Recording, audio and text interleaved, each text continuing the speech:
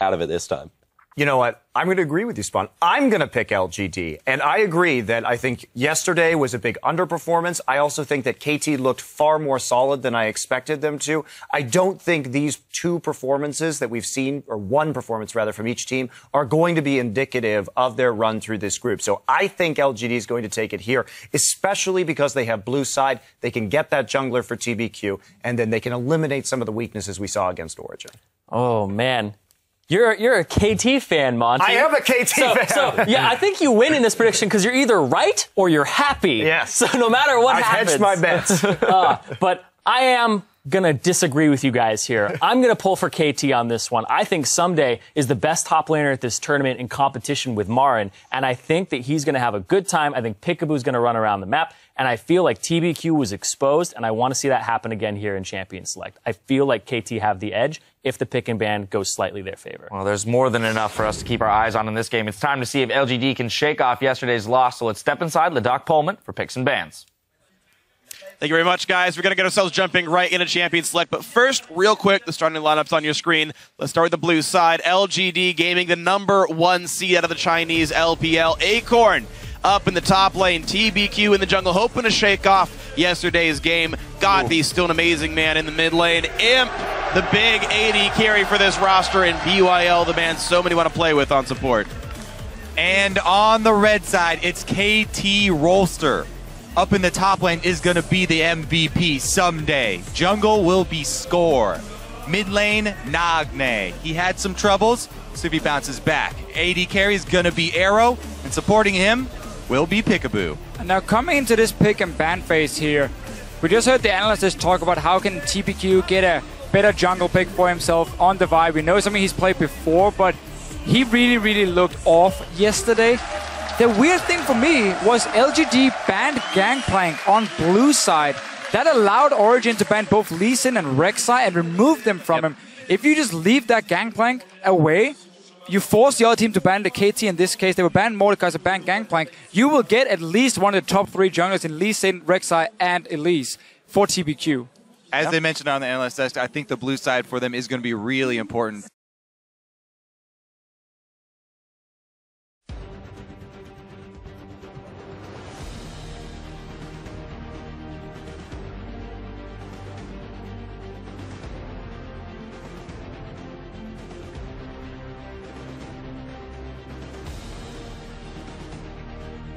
And say, hey.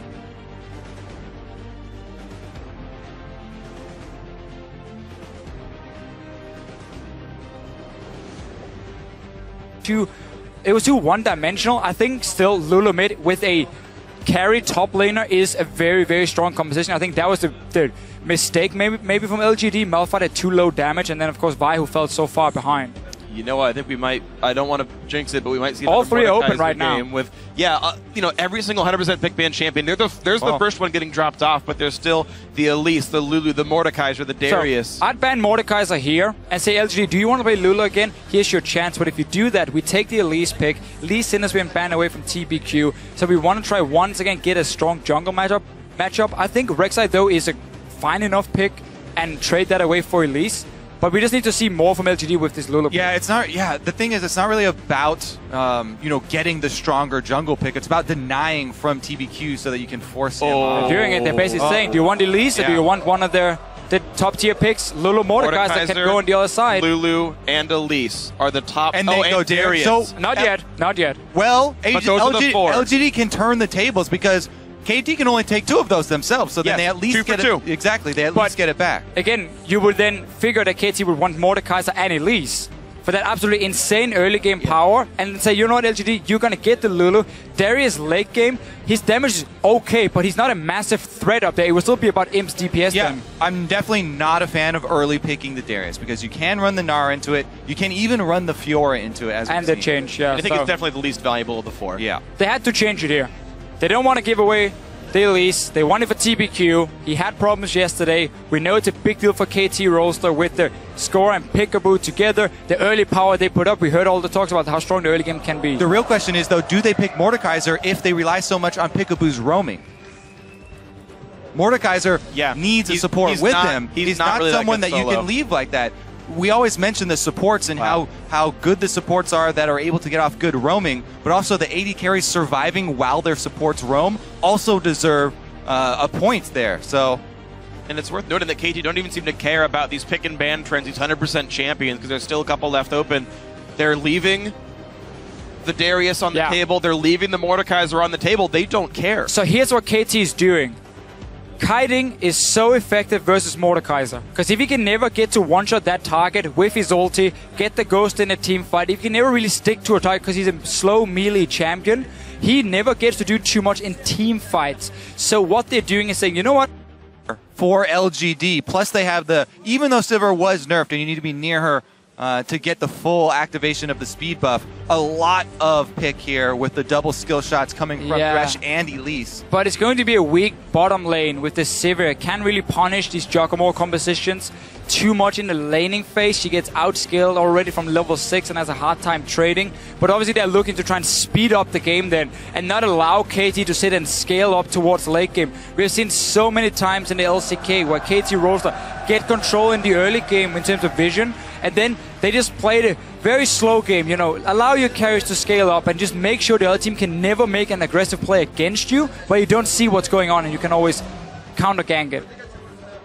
So Juggernaut, very obviously the competition here for KT Rolster. We still don't know if that Lulu's going in the mid lane or the top lane. But this is so smart from them in saying, hey, we leave Mordekaiser open. We will continue to target your jungler. We know that in LGD...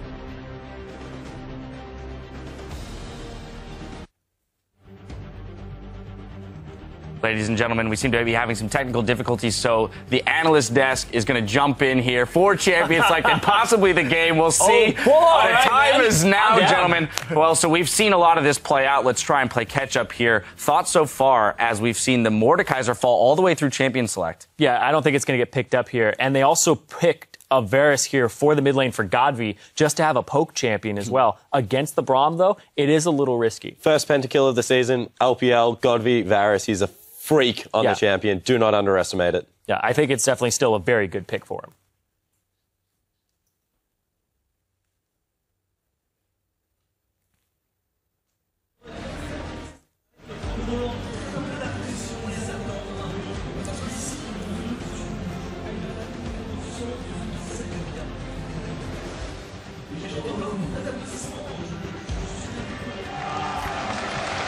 Poke conversation. Yep. But he's the only poke on that team. I really like this from KT. The last pick. Dude, to get it, they get Malphite into 3 physical DPS. It's so dangerous to go poke composition against red side. You can't do this. LGD's massively lost its pick and ban phase. KT's comp is super good. I love to play around the Mordekaiser. I absolutely love to play around it. Yep. All right, and they're told to wait on the game until we can get the stream back up, it looks like.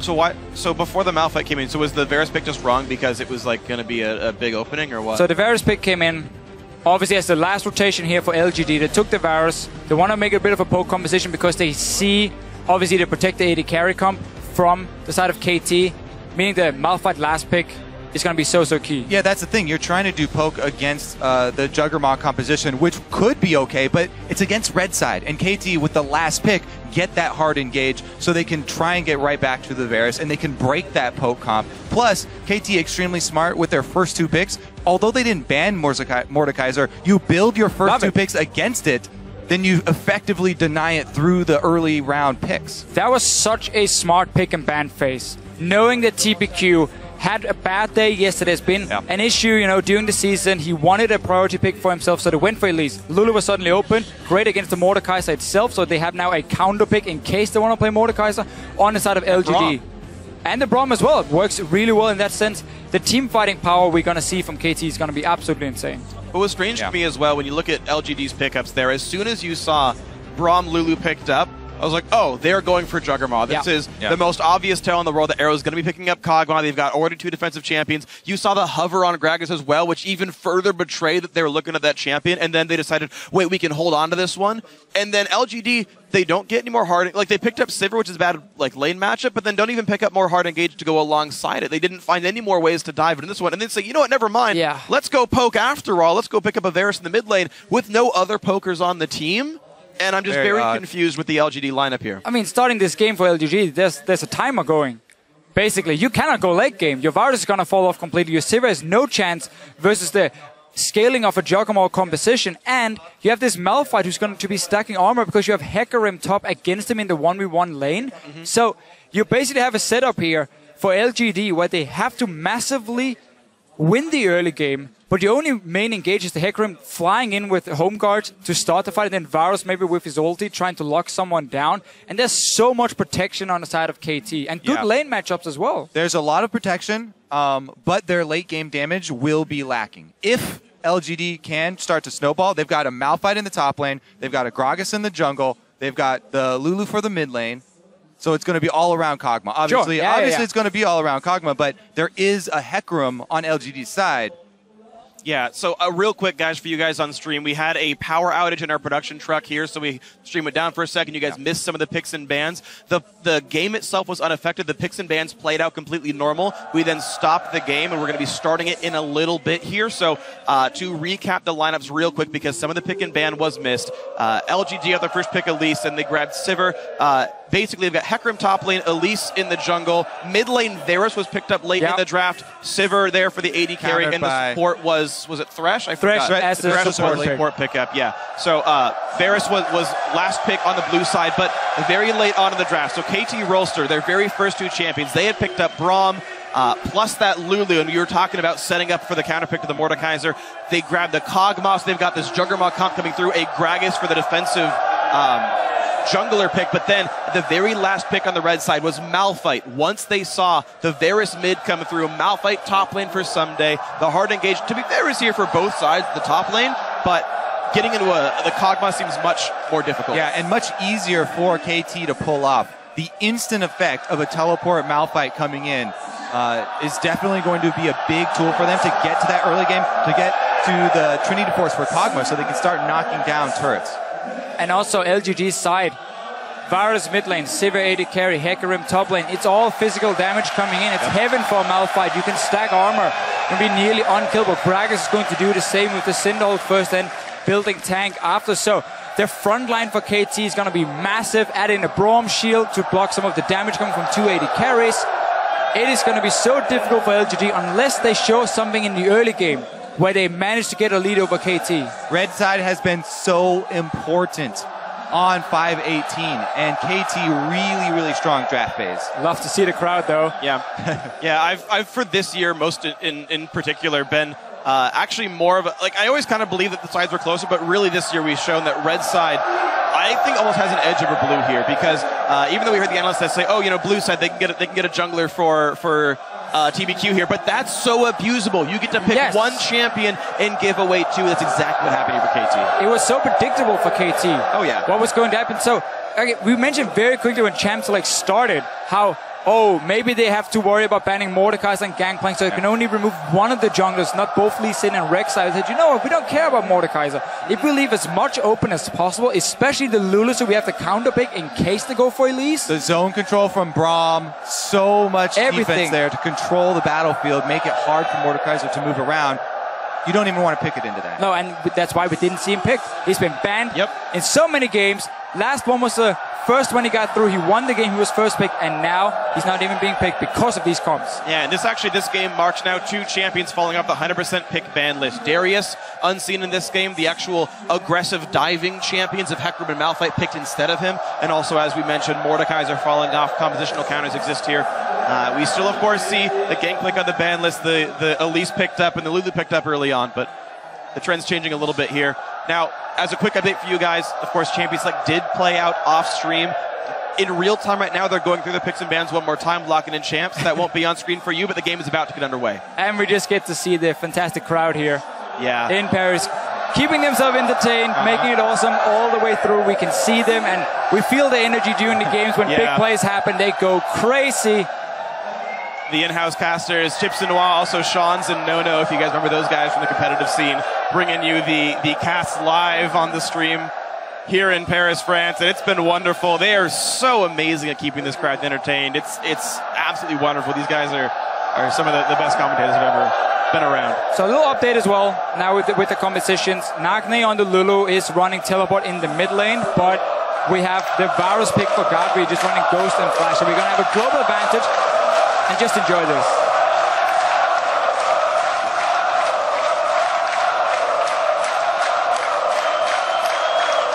The last 25 seconds of picks and bans are counting down. We will have those lineups on your screen in just a short while, and we will get into one of the biggest matchups of the day. It's actually a great day overall of games, but LGD somehow have started out 0-1. And the name of the game for KT is going to be control. If they can control this early stages of the game, then they're going to be sitting very pretty here. Malphite's got a very clear build path. They can rely on the Lulu Kog'Maw.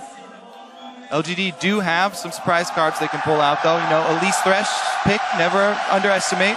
No, and like the 2v2 in the top lane, when you have a Hecarim running an offensive summoner spell and Elise, that's a strong 2v2 you can use. All right, well, guys, you at home, please keep involved with the matches. Vote for who you think's going to win this one. Use hashtag LGD win or hashtag KT win to vote. Let us know how that one's going to go. LGD so far have been the victim of one upset, and based on pick and ban and based on Zyreen's prediction, it might be a second one here. KT Rolster finally the first world championship for the organization. They started out strong with their win over Team Solo Mid. Now looking good heading into their game against LGD, but as number 3 Korean seed could be making a very deep run in this world championship.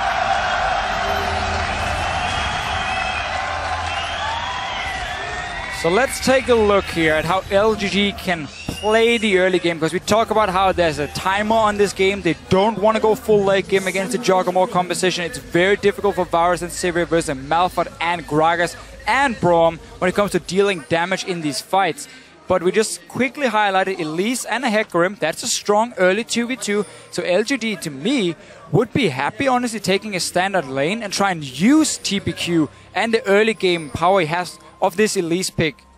Upset the lanes early, absolutely. Yeah, well, we'll see if that happens. LGD do have more ranged champion in the bot lane. They could maybe get a bit of harass down onto Pickaboo and Arrow. It's a lane that LGD can push very aggressively in the start and try and deny CS. Also trying to get a lead on the double AD comp here with the extra poke is exactly what LGD want to do. They want to try and get that lead for Godby, start rotating around because they have so many skill shots to throw out in the siege. And we can see both teams are still on the bottom side with the dual lane. So LGD are looking for those standard lanes. Play around it, start up by getting Akon going, use his teleport then to take his advantage and move it to the bottom side of the map. You gotta start getting on outer turf. We're looking like 15 minutes when we have the tier, when we have a brutalizer on the Varus, and of course some levels under his belt for his Q, and then the Sivir with the fast pushing. That's where LGD is really gonna kick in and start creating map pressure.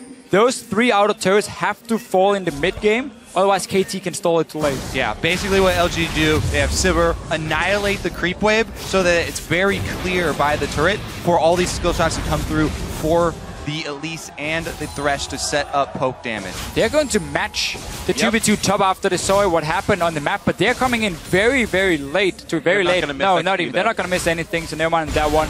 I even thought KT were doing a camp at level 1, but obviously they were straight in lane. So we get the 2v2. LGD were looking for it. They found it. Can now send Akon back down to the bottom lane with his own level 2. And of course, Someday will do the same after this double camp. PYL takes over the ranged minion aggro there first. Then Imp is able to auto-attack there without getting the return damage from the ranged minions. Nice little 2v2 micromanagement there from the LGD bot lane. And they actually took control of the lane. Now they're shoving with Sivir despite getting their second. Yeah. Even though Sivir doesn't have the greatest matchup here, it changes with your support. Again, it's always 2-man down in this bottom lane, so having the range support on your side allows you to play really aggressive with pushing in the lane. So you have the safety of a Lantern as well from PYL. So good start for LGD and exactly what they want to get this composition going. Well, certainly an interesting start as they've given away the blue buff to Malphite to start out his laning phase. So someday they're hoping to get him ahead on Acorn here, and that will be a matchup to watch. Yeah, it's that race. Anytime you are facing so much physical damage, you want to bundle as much gold as you can into the Malphite so he can start stacking the armor. And he doesn't get behind. TBQ here, though. We talked about it. Damage coming in very early. Wants to get Acorn ahead. He's got Ignite. Knocks somebody into the wall. When is he going to go for the flash? Goes for it there. Last possible second. Gets away, loses health. Really like the play. Someday saving his flash, waiting for the minion wave to come, then flashing behind them as well. TPQ, of course, was delaying his own snare or stun just to see where is he going. Cannot try and predict it with my own CC, but we mentioned it. The 2v2 of an Elisa and a Hecarim is very, very strong, and that's where he went first. Got good early wards, and meanwhile topside is covered from PYL and his own ward, and just constant pushing again and again, pushing into the tower. Meanwhile, Score's gone back very early. He's got the wards now. He can come down and supplant some extra vision for Someday. While Someday does have the flash disadvantage here, he can get some vision for him. Elise can easily go for lane ganks as well, though, so you still have to be cautious. And this mid lane matchup with Godvi and of course Nagne. So just looking, Nagne, normally the guy looking to farm, not the big playmaker in the mid lane. Strong team fighter for KT though. Doing okay. For the Varus, it's just about getting some levels under your belt, get the first Brutalizer, get your tier in, and then start sieging with this lineup. Lulu typically can't do a whole lot of when she's standing so far back and you're just shooting her with arrows. Keeping my eye on TBQ here. He actually just got the Raptor buff as well. They had a ward in the brush when the ward over the wall from Score was placed. He can go use his Raptor buff to clear it out, but he's just sneaking in for a lane gank. Score, meanwhile, has his eyes set on mid, trying to target this Varus. Can get a summoner spell, at least out of Godvi. Oh, perfect positioning. Oh! Wait, flash forward! Flash by Godvi, yeah, flashes the wrong way, it seems, and there's the first blood picked up. 2 summoner spells down for Godvi, first kill in for Nagne. You cannot afford to make these mistakes when you're running the composition that relies so much on your mid game. Plus, that was both bump summoners spurn. So not only did he flash into the middle of the lane because of the good positioning from Score getting behind him there, but he blew his ghost and he died in the end anyway. There's still a flash here on Nagne. He can go in, turn you into a cupcake, and Score can repeat. And just a very easy and simple gank for Score here on the Gragas. There was no vision around the mid lane really to spot him. Walked in, even a safe gank had TPQ been nearby, they would still have gotten so much damage on Godvi at first, they would have been okay. And great start for him. He was really on fire together with Peekaboo yesterday. Yep. Good stuff, man. Score doing great things for his team. Peekaboo just keeping the lane afloat as much as this push is happening. Very good mechanics by Arrow and Peekaboo, keeping all the CS in that bot lane. They're basically identical. Yeah, luckily for Godvi, you know, he's got his tier on Varus, so now he basically sits under his turret and can CS still all the way up to the middle of the lane, firing off arrows. It's such a funny item for Varus, because normally, you know, having tier, when you then fully stack it, you get that big spike in damage and it's awesome. It never really mattered for him too much because he auto-attacks so little when it comes to these fights. Instead, for him, it's just about getting that mana region and getting the armor penetration in. It's always been key. So him falling behind is a big deal, obviously, because he also will stack just the tier itself very slow. He has to upgrade it first, so he gets a bit more from the auto-attack when it comes to getting mana back. Yeah, plus because his poke comes from the Q, the normal ability, he levels it up much quicker than something like an AP Kog'Maw in the mid lane, and can max it out by level 9. Oh, Someday finds TBQ, jumps down a few spiderlings, stun comes back, and he's gonna run. Ooh, good flash. I like this play though. You know he's going to flash it, but it's an ulti traded for summon a spell. Always worth it here from Sunday, just forcing that, even at backup coming, so New could go completely aggressive. Yeah, and Someday's the guy who got ganked. He lost his flash 4 minutes ago from a gank by TBQ, who has not come back down there. Someday is doing pretty much just fine minion farm-wise, and looks like he's no worse for the wear at all. Yeah, plus look at the deep wards that they got during that. Score goes in also. So deep wards here from KT.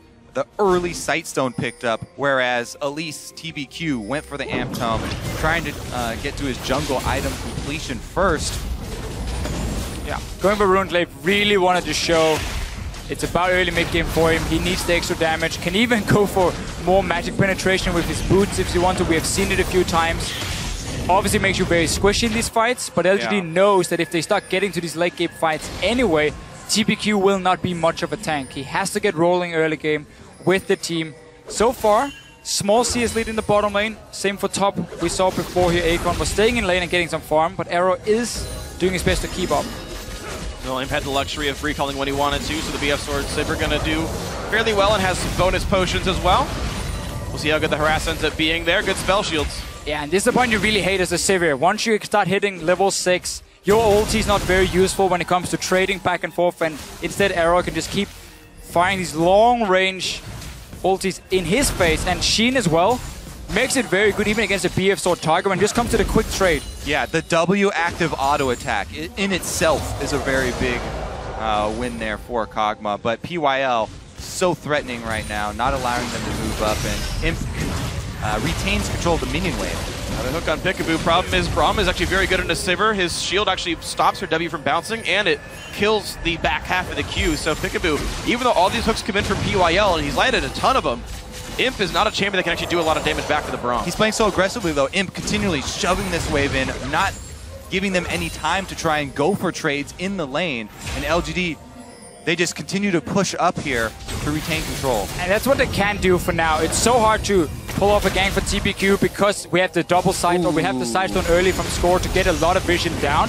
So what LGD can do is to say, you know, we're going to wait instead.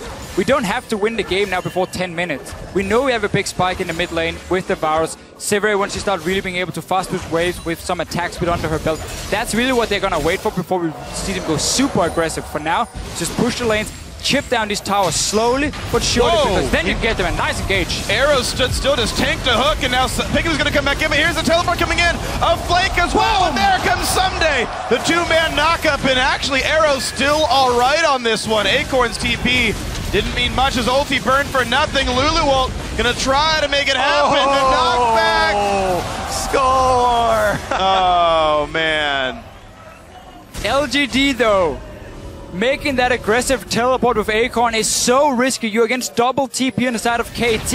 Yeah, and I wanted to cut in there too because Score had made his way all the way down the lane. So Arrow was baiting right there by standing still under the turret, and they had the trap set. That's the thing for LGD. You do not have to pull the trigger pre-10 minutes. Wait for your composition to kick in, then start taking down towers. By slowly chipping down outer turrets, that rotation you can do where you just get 2 or 3 of them and suddenly a massive chunk of gold is going to be very simple to pull off once they start landing some poke that really hurts. It's really unfortunate for LGD that last auto attack did score the killing blow as well. Kog'Maw needs that kill. Now he's going to get off to a good start. They can have an earlier Trinity Force for him and get to grouping. Oh, that's a good ult for Godby. Nocturne Force to take some aggro, and he's going to be fine. Chuck with 300 health, but not in that good much though. danger. It's good from Godby. Again, he slowly gets to hit this mid lane tower. Build it up for this 15-minute, 16-minute mark, and then we start seeing the domino effect where 3 towers just drop boom, boom, boom, and suddenly LGD gets the goal lead from it. And that's what they need to then get the map control later on. For now, just continue doing what you're doing on the side of LGD. No fights though. That big hiccup though down bottom lane might be more important. Like, this matchup is so bad for him. No! Goes down. Good stun, good everything. Great pickup by KT Rolster. It's getting worse and worse now. pays for the constant pushing there, and Peekaboo plus Arrow able to combine and kill him again. Imp right now with flashbacks to Season 3, sitting and underperforming with his team, of course. Yeah. Dropped out of the group stages. Nobody expected it. The Lantern used pretty early there as well, not even picked up, and they couldn't gain the distance. Yeah, it was dropped for the shield, and then, yeah, Imp grabbed it without even getting any distance. Yeah, just unfortunate there. Acorn in a battle with Someday, but Someday's winning this battle pretty hard. Bergtrez versus a Chain Vest, that's not really close. No, Acorn is built to join his team, where Someday can just take these trades so effective with all the armor. Yeah, the slow burn of the Bombing Cinder not to be underestimated. That's true. what Malphite does. He wears you down. And it seems like it's a metaphor for the rest of the game. LGD as a team are getting worn down. A death to their mid laner, 2 deaths to their AD carry. Kills spread across to some of the best sources possible. Good Lantern. And of course, interesting for Imp, he wants to spell shield these Kog'Maw ultimates to get some free mana, but that leaves windows where Peekaboo knows there's no way to stop Glacial Fissure or even just a simple Winter's Bite Q. Once again, though, LGD, they're so far up in the lane. They're drawing so much jungle attention. Score comes down yet again through the lane. They might make another play here if Peekaboo is able to land. They should know better. LGD has just been too eager, really, to pull the trigger in this one, especially that Acorn teleport down to the bottom lane earlier. Like, those are the kind of plays you can't afford to make when you're waiting for specific timings with your champions, because then you simply give KT the opening to start picking up early kills, and it only gets worse when it comes to the scaling we see. Godwin can continue to get some good damage on mid tower. That is the key thing, and now we see TPU come in. So again, it was slowly chipped down, and then you can make the play where you're sending 2 or 3 guys and take it, and that's what you need to get the goal lead. Nicely done right there. They timed the roam actually off of the blue buff being taken by Nagne. But again, because how bad that misstep down bottom was for LGD, even taking down the turret, they don't have the gold lead. Maybe they can claw their way back in. It's certainly going to be a hard one, though. Score says, hello, that's going to be my scuttle. Unless Godby can stop that. Nope, not quite. Stun's coming through. Good damage. Score wants it anyway. They knock in TBQ. In comes Braum, and out goes LGD. That's going to be the kill. Wild Growth to secure it all. Godby's going to run. The knockup's going to hit him, but no one else wanted to chase there. Control for KT Rolls. The early game skirmishing here from KT, just coming out on top over and over again. Plus, the tower gold still standing here. If they can gain this much control just by continually killing LGD, they'll easily be able to take it back. Look at a little trap here being set up from Someday, waiting for Godry to return to the lane and push it out, realizing though it's going to take a little bit too long and will just walk back to the top side, but he was looking for the opening and the easy dive on the Varus. Plus, KT, every time they get a kill, look, they have multiple members going deep into LGD jungle. They have wards deep on both sides of the jungle. Every move from TBQ will be seen. Never mind, the ward around Raptors just times out, so they won't see him on the bottom side of the map. But because they saw 4 basic camps still have wards on. They know because they just killed him, sent him back to base, and they have wards on the other side. There's one place he could be farming.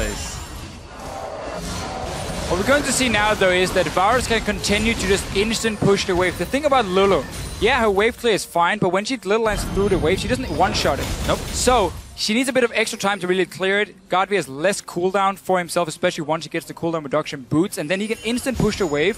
That applies pressure on the side lanes because he can roam first.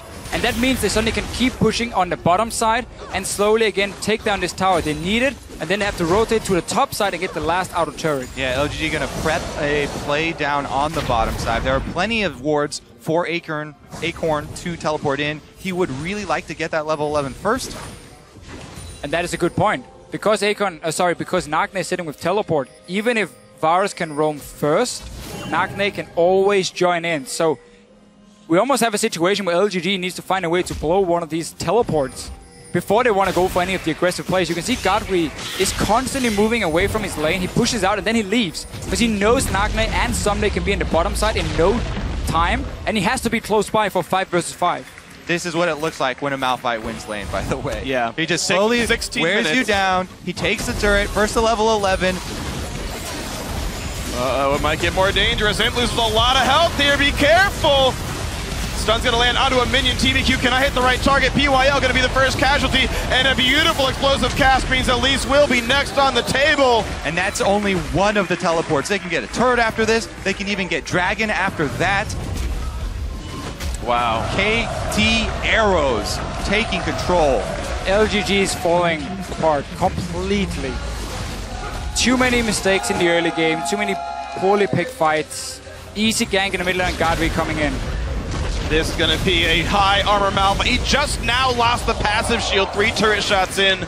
Not even difficult. A teleport for Acorn, Useless but why? teleport, even going to cost him his life. Useful for KT. They get his ulti. Now he's going to fight Arrow. It's going to be close. Arrow goes down, and finally LGD get a kill, but another another turret is going to go down after that. KT, as we said, they're easily going to be able to take down these outer turrets.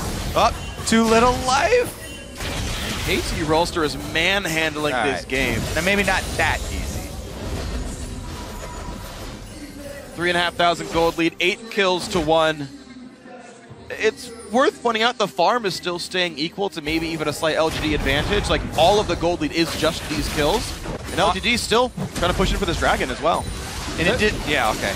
Again, knowing you have double teleport, KT can go for these plays. Yeah, I mean, Imp just gets destroyed in the trade down bottom, so even if every member is accounted for, KT would still come out on top, so big move from them down bottom, as you know. But it's not even just the gold. Again, as we went over in Champ Select, KT looking really, really good just from the beginning stages.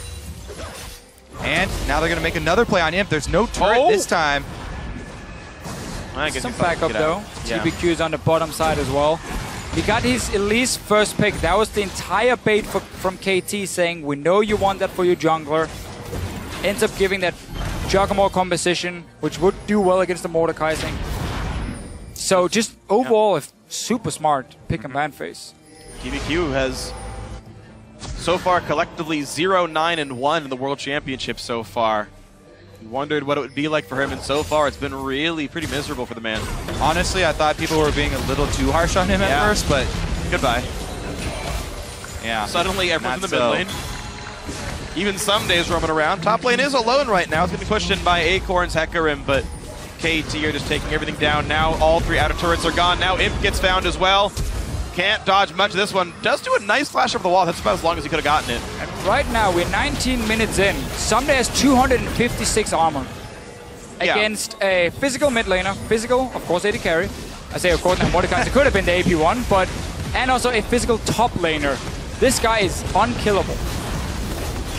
Yeah. Even, like, the only magic damage they have is TBQ, and someday we'll crush him like the spider that he is. Just pull the legs off one at a time.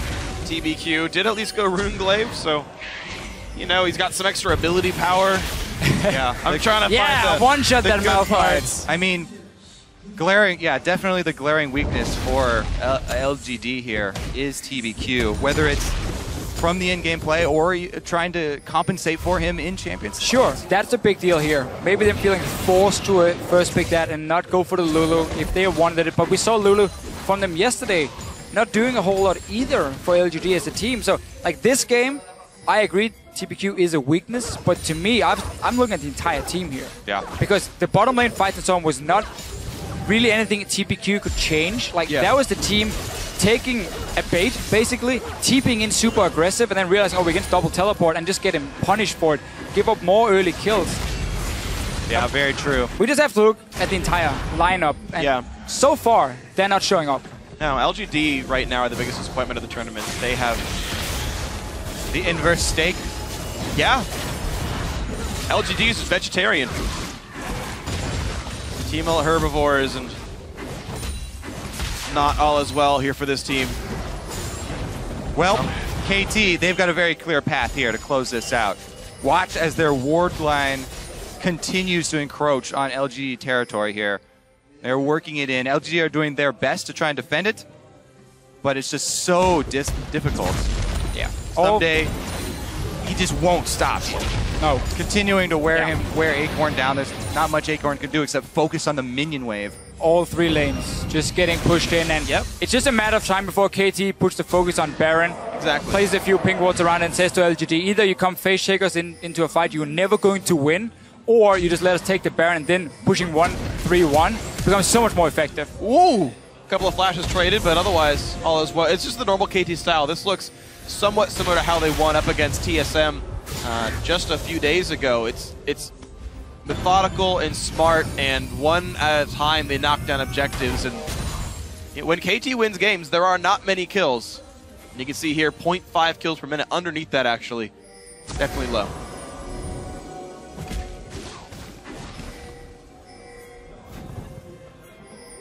I really want to see with LGD the team communication is like, because there's so many small moves in the early game between all the teams, and every single early game we've seen there, small miscommunication can make or break almost your entire early game. If a member is positioned wrong, if he teleported in on the wrong time, or maybe the team were calling for Akon to not join in and he did anyway. We don't know what's going on with the team. We know, of course, there has been some problems in the past because they have Koreans, they have Chinese players. Yeah.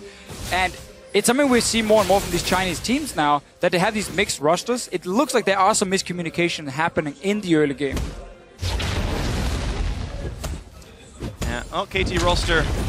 Again, I mentioned par for the course. They're throughout the season in wins, KT Rolster, there's 0.59 kills per minute. We're even below that here. And KT playing such a controlled style. Of all the teams we could measure, they were the least bloody of the teams here at Worlds. I mean, but this is KT. This is what they do. yeah, They take control of the map. Someday is like, there's no way you're taking this guy down. Nope. He's got nothing to worry about. There's not a Last Whisper in sight. Well, there is one in sight. I see one right now. Godby's got one, but that's not going to be enough. The long-range knockup. Yeah. He implodes. Godby will have his last whisper, but again, he's never going to sit and auto-attack the Malphite. He can maybe land a Q or two, and that's about it. Someday, just as an update, is currently sitting on 338 armor now. And I don't think he's going to stop here. Well, what about a Thornmail? Why not? Yeah, you know what? That sounds fun. Got a cloth armor right now. Even go hardcore for like Deadbands, play it afterwards. Just keep adding pieces to the puzzle. Funnily enough, I always debate the last item. Uh-oh, here we go. Godby knocked against the cliff. He's got nowhere to go. Good damage on a Nagne. I mean, they can get some hits across, but the problem is they die too fast because of the Malphite dives. 5-0 and 1. Nagne, actually a big kill leader here. And that's, you know, look at how deep this vision is for KT. You step out of line, even this LG side of the jungle is not their own. Here comes the answer of a defensive teleport. Yeah, TPQ lands a flash stun and says, you know what, let's go for this one. In comes Acorn, and they're like, wait, why do we even do this? Has to ulti away. Someday still chilled in the front lines. And wow, everyone's airborne like they love vitamin C. And down goes the turret, down goes the champions. KT going for the win on this one. And Someday, you can tell, no fear in his heart. As soon as he gets in there, immediately stop the Hecarim and then move forward. They're not afraid at all. Even before he tries to use a Hecarim ult to escape, Someday's already attacking the back line. This is going to be an inhibitor turret. They're inside the base. Pickaboo's really low. Godby's trying to look. Oh no! Oh, I shot the wrong way! He tried to run and let go of Q too late. Not like it matters for too much here. Inhibitor's going to be taken out easily. Oh my gosh, has to flash away, still goes down. This is catastrophic now for LGD. What a route here from KT. And we keep seeing these compositions with double teleport. Once they get that lead, the map control is just insane. Whenever LGD is trying to make a flashy play just to come back, double TP happens. Yep. Everyone is there suddenly for KT, and it's just so easy for them to turn around. It's double frozen hard. Snowbally. You have everything you need on the side of KT. 0-5-0 Godby in the mid lane on that last pick, Varus. We see it here. Double TP happens. So like TPQ has to go for something. They need to try and catch out a target if they want to get back in the game. And look at Someday. Okay, I stopped you. My eyes are for the prize. He's looking for kills now. I got 350 armor right now. Imp is basically healing me every time he hits me, and massive knock-up. The rest of the team can just follow up, clean up. It's also fantastic being the AD carry, and this team just looking at your front line, doing all the work. You just have to be like last hitting a little bit, right click, and get a few more kills. And this, by the way, when we looked at LGD's Kog'Maw game from earlier, it's okay to play a bunch of offensive champions with a Kog'Maw, because you create so much havoc, you get the freedom to hit whatever you want. You don't have to worry about being peeled for. This is like what LGD wanted in their game yesterday. Yeah, big difference was that what Origin did against LGD was they stacked a lot of late game damage and mixed damage as well. We had a Kalista, and then we had, of course, a lot of magic damage from both Vladimir and Orianna. So there were so many threats to kill this single target main damage dealer. In this case, it's Arrow on the side of KT. LGD did almost the opposite. They're like, okay, so we know you have now a Juggernaut composition. We're going to try and run some poke and see if we can maybe get some towers early game and get the game rolling. But also the Hecarim pick coming in just meant that it was so easy for KT to stack a bunch of armor against it and say there's no threat now against our front line or our back line. You can see the value of counter-picking at the very end here for Someday. The Malphite, no threat of a Vladimir coming through after Look at that pick of the game. Get the passive down, that's it. Even with the static shift hitting, he did 10% max health. PYL now down to 800. More attacks in, forced to flash away, but Nagne's going to whimsy and say, no, I really want this one. Poked around, though. Here comes the team. Someday to the front line is already... There's the ulti in, locks up 2. And here comes the push, the knock-up again on a Godby. So much is happening. The health bar is getting so low. The shutdown actually happens. Whoa! An overcommit from KT, and it does mean the 2 kills come back through. That is something, but it's just a drop in the bucket here for LGD. Yeah. A little bit of quick cash. And even so, it's just a trade even 2 for 2. They still have no control over the map, and it's going to be hard for them to get it back. Yeah, we knew Malphite was going to die someday, but looks like it happened right now. Thought you were against name puns there. Yeah, I recanted once I realized that there's way too many of them available. Either way, though, I mean, this is rough. 17-3 in kills. KT Rolster have knocked the inhibitor down, but this inhib's going to respawn soon-ish, and Imp's getting a ton of farm back. But an 11,000 gold lead is still what has to be made up for. And now we talked about the pick and ban phase just before here. I think today we have seen how teams, by not just banning the 3 top-tier picks in Mordekaiser, Lulu, and Gangplank, are starting to really make Red Side look a lot stronger. Because on day 1, Blue Side was 6-0. The manipulation from Red Side. Exactly. There's so many small mind games you make, being like, oh, so here's this Elise pick you really want, but there's also these 2 top-tier picks. So if you pick one of them, we're going to have something ready for it. So we're starting to see teams now not be afraid of leaving the top-tier picks open, like on day 1, where it was always like Elise first pick, and then you had a disadvantage from there. That's fair enough. It does not account for the later stages of the draft phase from LGD. That is very true. Definitely been some mistakes as well. So yeah, we don't attribute this whole setup to side selection. No, but Baron going to go down pretty easily, though. LGD have had 2 very bad champion selects in a row now, so that is something that definitely needs to be shored up. Acorn, I know, is one of the voices in that one. In fact, for a time, he was the actual coach of the team and literally just like led all those phases, but right now he is not having a positive impact with this. Obviously lost their coach, but he was only the coach for like 2 weeks for LGD, like in playoffs, and POL even went out and said it was the analyst who was doing most of their work anyhow, so they didn't really care about losing the coach too much coming into the World Championship. He's obviously now the analyst, or former analyst, is now the head coach of the team. Seen some problems though for them when it comes to draft and composition. Yeah, they got, with all the changes, I mean, the thing is, they actually played games. No, they didn't play in 5-16, because they didn't play in the regional. And here we go, into the base. The second inhibitor, the top inhibitor, being laid bare. KT slowly going to work this one down. TBQ can only throw a cocoon. There's the flash engage. They caught him. He's going to flash out himself, but Someday is going to return on this one. The chain of corruption comes across, but already 2 kills, now 3 kills picked up. Acorn jumps in, tries to pick up a little bit of something. Score will go down, but only the 1 kill. There's the A's. KT Rolster should be closing it out now. It only took him 31 minutes. KT 2-0 to start out their World Championship. Dominating victory as well for them.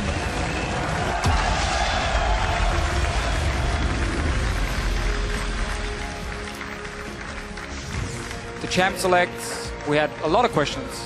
Yeah. With what LGD were drafting, how little time they really had to win this game, and how specifically they had to play it. And just too many mistakes from the start allowed LGD to... I mean, plus the in-game play there, we had the Varus die, pop both of the summoners very early, really far up in the lane against a Gragas. Meanwhile, the bottom play, goes without mentioning, how badly that turned around for them. Unfortunate things here for LGD. But KT Rolster, of course, they have a very well-deserved bow here. It opens up this group that people were referring to as the group of death so wide, because even when everyone was mentioning group of death, the most probable to be on the top for everyone was still LGD. Yeah. And they started out 0-2. Yeah, I mean, LGD was the obvious number 1. You can see Imp not happy with how the game exactly went, but LGD was the obvious number 1, and it was, okay, it's probably KT Rolster versus Origin fighting for number 2. Well, now it's probably KT Rolster and Origin fighting for number 1. For now, at least. And of course, we will see TSM face Origin that very next game, and the thing is, TSM made that KT game a lot closer than LGD did. As far as looking at single games and power ranking off that, TSM looked better than that. Yeah, they had their own set of problems. Of course. Two teams with a lot of problems. Team Ultimate and LGD. Really for LGD here, you're down 0-2 now. You play Team Ultimate tomorrow. That's a must-win game if you want to have a chance to get out of this group. So if there's so many problems with the team, we don't know if it is communication or what it is. They have 1 day now to fix it, because this is not acceptable in any way possible from everything they were doing basically in game. Too many mistakes. KT take full advantage, full credit to them. What a fantastic performance. And they sit as number 1 in this group for now, and it's well deserved. Yeah, well, we'll see if they can fix these things in about 24 hours. But for now, going to hand it off to our analyst to break down that KT commanding win. Thank you very much, Free. Commanding to say the least here. And there's a lot to discuss. First and foremost is KT coming out of Champ Select with the composition that mirrored LGD's composition from yesterday, barring the Gragas for the Vi. Thoughts on that, getting beaten by the comp that you came into the day before with? Well, different story, right? When they take the Varus, they open themselves up to a big Malphite pick there. And what I don't like about LGD, and what I haven't liked about kind of the LPL in general, is that the Hecarim is still picked. I think Hecarim is too item dependent, doesn't have a lot of upside. If you shut him down, then there's nothing that can be done. There's no comeback potential. And that made it very, very difficult here. They had to blind pick something. I don't think Hecarim's the answer. Yeah, I feel like their coach, Firefox, was just failing to load plugins in Champion Select because, oh my God, you pick Varus into Braum, already not a good situation, but you open yourself up for 3 physical damage threats. Great, LGD's running more threats, but they are all the same type of damage, and it's against a Malphite that gets picked up late. I feel like this was a great draft from KT and a very, very bad draft from LGD. Look, they didn't do themselves any favor with the draft. Like, I'm not going to defend it in any way, but if you give up Juggermore, you need to play fast push. Varus, very good fast push. Siva, very good fast push. They needed to go with something to be able to finish this game by 27 minutes. If the game wasn't over before 30 minutes for LGD, the game was just never going to go in their favor. So I guess I get the emphasis on the draft, but the game was played on Summoner's Rift, and that's where they lost it. Okay. Well, then let's go to Summoner's Rift then, and let's talk about the way it was played out. But the game was, they had a 2v2 against Kog'Maw Braum, which is an extraordinarily strong combination. So they're already putting themselves at a point. And Imp did get a nice CS lead early, which was surprising to me. But just having that, it's too hard for you to actually take the turrets in group in that situation. I don't think that was the answer. And it certainly showed too. And I mean, Acorn has been so off in these games. He's normally fantastic, but what horrendous teleport play. Yeah, and even just the laning phase. They set up Someday once again. They gave him blue buff. They made sure he didn't take too much damage at the start, so he got to keep his TP. So that means that on the opposite side of the map, there is still pressure on Imp in the top lane, even though they've lane swapped it. There's always that chance that they're going to shut him down. All right, so Zyrian, I want to work through the early game, though, and the way that KT played it out, because we actually saw them swap away from LGD, but then not too much later found themselves locked in that 2v2. Yeah, I feel like what KT ended up doing is they played to shut down the strengths of LGD. And they did that perfectly, and I feel this is something that you should do against LGD is take double TP. It stops Imp from pushing forward at all. And this is a guy that I talked about before. He loves to go forward and assert his dominance in lane, and this is exactly what happens. Same position. It almost looks like we're watching the same replay twice, because he's always forward. He's always trying to exert pressure. And you were talking about the fast push. They punished it in the bot lane because they weren't grouping to fast push with a Varus. They were trying to do it during the laning phase, and they were immediately punished. Great collapses here. You see wards coming down just for these plays, too. Guaranteed 4-on-5s in some of them. Well, even in that first clip, the bait, Arrow just stood still, baited out the hook, and then we saw the teleport come in for Acorn under the turret. They didn't know where Score was. Score was sitting there waiting for them to come in. They baited it absolutely beautifully. That was entirely set up by KT. That's why Arrow didn't move there, because there was already the preparation. Everybody just piles in. You know LGD, in 2 games now, they've tried to make it an aggressive teleport in the bottom lane, and it hasn't worked versus Origin. It hasn't worked versus KT. And maybe this is, again, a mixed language issue, because it doesn't look like they're communicating where people are on the map. So I don't know if you can chalk it up to miscommunication, because during the regular season, you have to remember this is a team that brought double teleport into the meta with Diana. So, let's not give them any excuses. They're just playing not good League of Legends right now, and they need to fix it. So, their side wave control generally is very good. So, I like the double teleport against this team. What I think that LGD need to go back to playing their brand of League of Legends, because they created this meta. Yes, I think the double TP just shuts them down so hard. And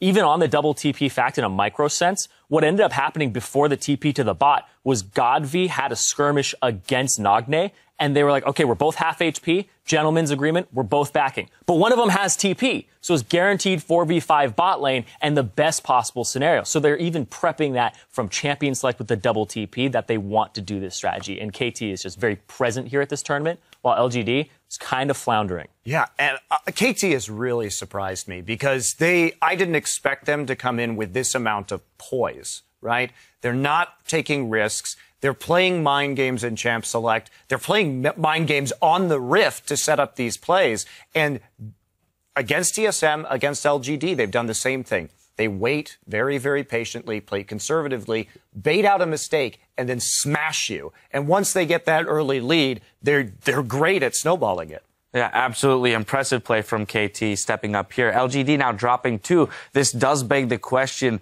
what does this mean for the group? Right? And LGD's future in this group, because it kind of blows it wide open all of a sudden. A lot of us came in here assuming LGD was going to be one of the favorites in the group, maybe along with KT. And that loss for LGD presents an exciting opportunity for the 2 Western teams in Group D. Now, earlier we asked you, who is your dark horse in the group stage? And it's T-Dog writes, definitely Origin after pulling out that victory against LGD, can see them making a run to get out of the group. Well, they're about to go up against TSM. So what do you guys think? Is this their opening here, or will TSM get their first win and make things even more interesting? I'm going to have to start this off and go with Origen here. I love that pronunciation of it. Origen is the ones. They didn't press me yesterday, but it was against LGD, and we still don't know the gauge on LGD right now. They seem to be floundering this tournament, so that is kind of like a benchmark, not a very good one. So right now, I'm just going with Origin, because I feel like TSM, they have not been present in this tournament as well. Well, I have to go with Origin, with Xpeke's performance, with him really stepping up in that first game. It looks like perhaps the mismatch in the mid lane may not be there if Xpeke is going to play at this level. So, but everywhere else on the map, absolutely everywhere, there are problems. I mean, we look at Santorin, regular season, 9.05 KDA, but only 178.1 damage per minute. That put him 12th. Dead last. Remember, there were 10 junglers. 12th in damage per minute. How is that possible? He got beat by subs. Right. And against KT, he didn't even have the KDA. He had a 0.67 KDA and 130.4 DPM. Amazing is going to wreck him. Like, Santorin needs to do something. Anything. Damage, whatever. And I think that's a big mismatch. So. Yep. I completely agree. The Cacao game is like how Santorin sets up to play League of Legends, unfortunately, at the moment. I think Origin across the board are actually a really strong team. I actually really enjoy watching these guys play League of Legends, but they have to draft to their strengths, which is pick some form of initiation on Amazing, because they don't normally give it to Soaz. He likes to play more of a damage threat. So if they have an initiation on their jungle and support, I think that this team can go very far. Well, there you have it. We've got that match coming up in just a few minutes, so keep it right here. The 2015 World Championship continues after this. LGD so far been the victim of one upset. It might be a second one here. They knock in TBQ. In comes Braum and out goes LGD. That's going to be the kill. Cost him his life. Useful for KT. They get his ulti. Now he's going to fight Arrow. It's going to be close. Arrow! Has to ulti away. Someday still chilled in the front lines. And wow! Everyone's airborne like they love vitamin C. The chain of corruption comes across, but already 2 kills. Now 3 kills picked up. Acorn jumps in. Tries to pick up a little bit of something. Score will go down. KT 2-0 to start out their World Championship.